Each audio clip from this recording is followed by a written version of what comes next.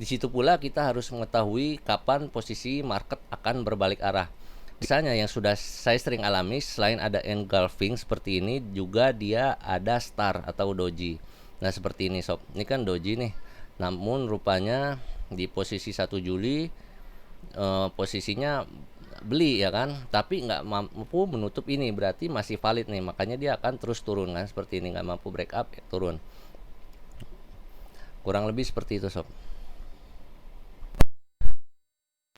Sampai sejauh ini sih gue belum nemuin ya sob ya aturan baku bagaimana para pro trader itu menggunakan Fibonacci retracement. Tapi kayaknya ada yang bisa gue tambahin lagi mengenai Fibonacci retracement itu sendiri.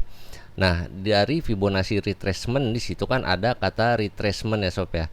Jadi retracement itu sebetulnya adalah, kalau yang dapat saya simpulkan, area retracement itu adalah area di mana yang kemungkinan besar jika kita masuk di area tersebut kita dapat memperoleh hasil yang maksimal, diperkirakan seperti itu ya.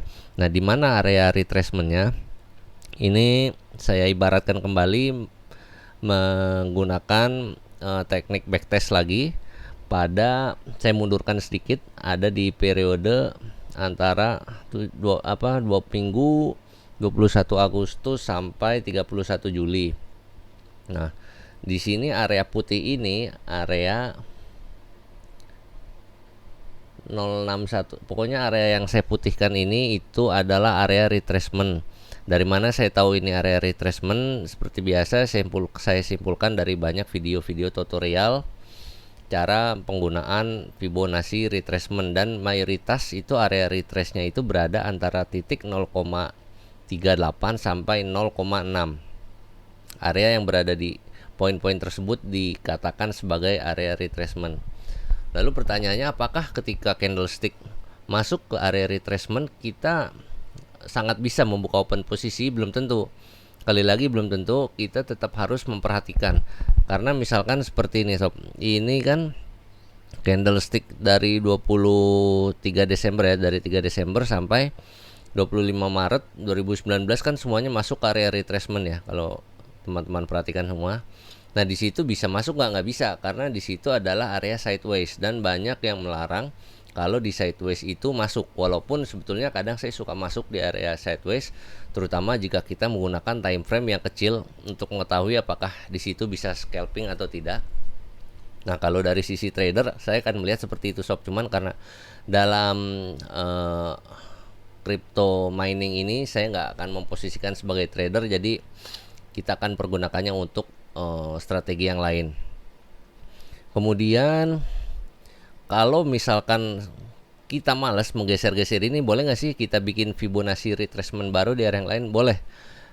Kenapa saya bilang boleh? Karena saya juga memperhatikan beberapa pro trader menggunakan teknik seperti itu. Dalam artian misalkan kita sudah setting di sini ya, kemudian ini ada koreksi dan mungkin nggak valid dimasukkan Fibonacci retracement. Kemudian di area ini kita bisa masukkan kembali Fibonacci retracementnya. Masukkan di sini seperti ini ya, misalkan kita tarik 3 karena kecil-kecil candlenya, kita tarik seperti ini. Nah, seperti ini juga bisa sob. Terus misalkan mau kita tarik lagi sampai atas, sampai sini. Nah, ini juga nggak masalah, tapi karena ini udah terlalu panjang mungkin harus saya geser dulu sedikit di sinilah. Nah, kayak gini juga nggak masalah sob. Terus nanti misalkan di sini ada lewat lagi, nah kita pergunakan kembali Fibonacci di candlestick 20 November ya, seperti contoh awal itu juga nggak apa-apa. Ini jadi kita dapat mengetahui layering-nya, terutama layering area retrace-nya. Karena kalau misalkan kayak ini dia nggak mampu naik ke atas break up terus, pasti harus masuk dulu ke area retracement untuk mencari pijakan yang lebih kuat.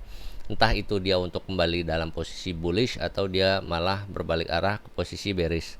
Nah, teman-teman bisa perhatikan kan di sini seluruh candle yang dibentuk mulai dari periode 12 Juli 2017 sampai 4 Desember 2017, dan candle-candle setelahnya belum ada yang bisa melebihi ke atas ataupun ke bawah dari candle-candle yang dibentuk pada periode ini. Karena itu area retracement ini kalau misalkan teman-teman perhatikan di area yang pertama ini, di sini ada yang masuk ke area retracement dan dia mengalami sideways, kemudian break up dari sidewaysnya, baru dia akan naik. Nah biasanya kalau kita mau mengikuti arus itu kita harus ngeliat dulu dia keluar dari retracementnya kemana. Kalau dia keluar ke atas, kita bisa pasang posisi buy.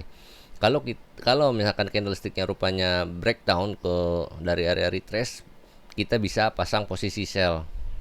Tapi tetap harus dengan kewaspadaan tinggi ya sob, karena sekali lagi market bisa berbalik arah kapanpun. Nah di sini juga ada area retrace di yang terakhir nih, lihatin di sini ada retrace. Kemudian untuk posisi kita saat ini ada berada di poin 13.000. Nah tadi saya bilang kan sebagai pijakan. Kalau teman-teman perhatikan area retrace ini, dia naik dulu, break up, ada koreksi, dia berpijak sini untuk naik lagi lebih tinggi. Nah seperti itu sob. Nah nanti mungkin kalau teman-teman mau mencari lagi di mana lagi area pijakannya ketika candle minggu selanjutnya akan turun, teman-teman bisa menggunakan Fibonacci yang dibentuk pada periode ini. Nah berarti mungkin nanti kalau ini turun, area pijakannya itu ada di titik 11.296. Kalau yang saya perkirakan sih seperti itu, tapi ya tidak tahu sekali lagi, karena sekali lagi market seperti kata tutor yang saya sering ikuti itu, market itu bukan milik nenek kita sob. Jadi kita nggak tahu dia pergerakannya akan seberapa dahsyat.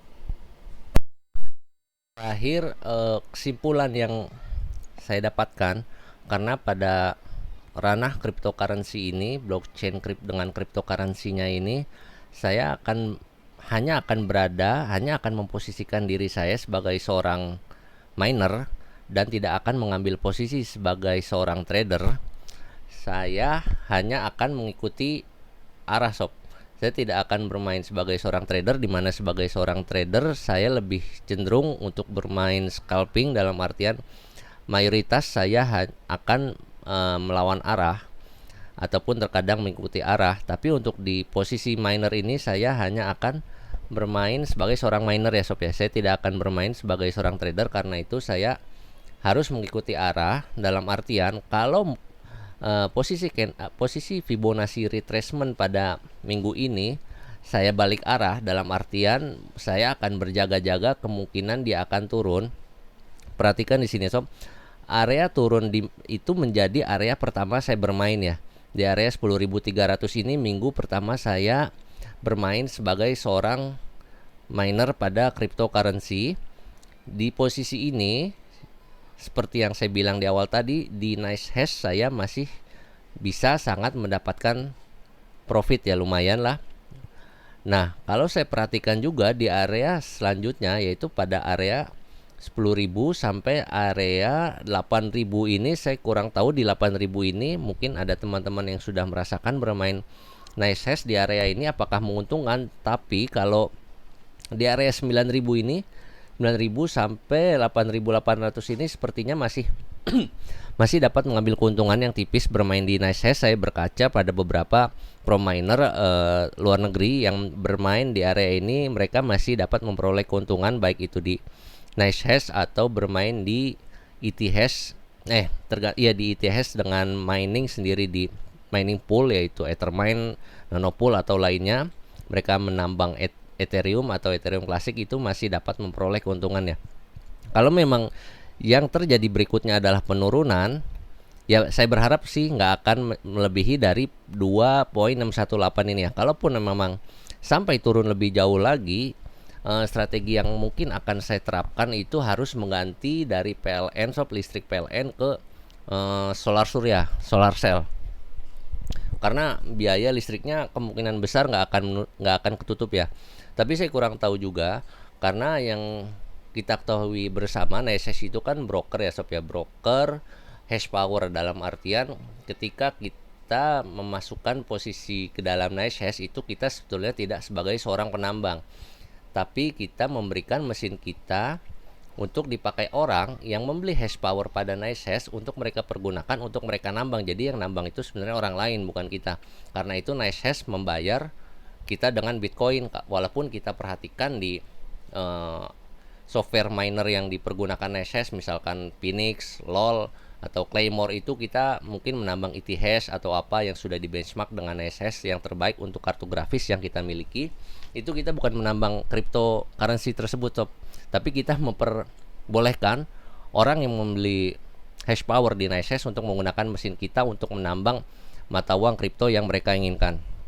Nah, saya nggak tahu posisinya kalau di 8.000 ini masih untung atau tidak, ataupun kita menambang di mining pool sendiri, mining pool Ethereum atau mungkin yang lainnya itu menguntungkan atau tidak, saya tidak belum mengetahuinya, belum pernah merasakan. Yang jelas strategi yang akan saya terapkan ketika turun dari 8.000 dan itu sudah tidak menguntungkan, kemungkinan besar saya harus siap untuk berinvestasi di solar cell, sob.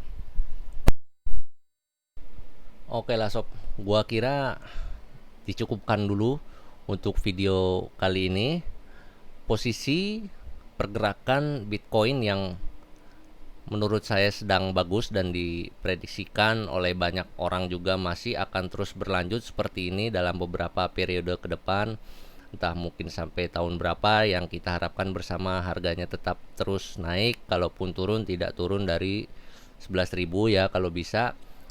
Hal itu yang menjadi penguat keinginan saya untuk tetap melanjutkan bermain di area penambang cryptocurrency ini. Tapi ingat ya, sob ya, tetap kita menerapkan kewaspadaan yang tinggi, bikin strategi yang mantap untuk sobat-sobat semua implementasikan, berjaga jika pasar berbalik arah cukup dalam.